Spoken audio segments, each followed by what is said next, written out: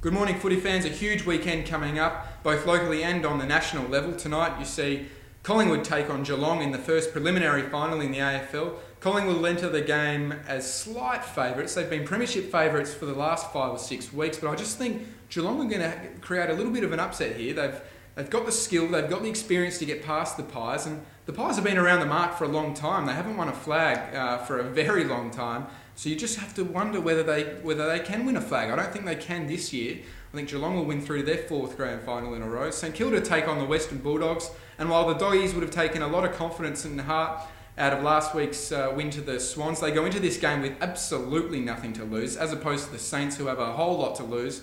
Despite that, I think the Saints will get over the top of the Doggies in what's going to be a very tight affair. It's been very close games, very low scoring games recently, but we can expect a rematch of last year's grand final in the AFL. In the SANFL, we've got a double header on Sunday at Amy Stadium. The first semi-final sees Glenelg take on the Woodville West Torrens.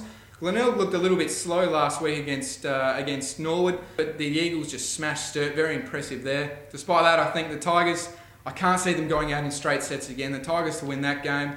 Central District take on Norwood, and what a game. Probably the game of the year if you ask me.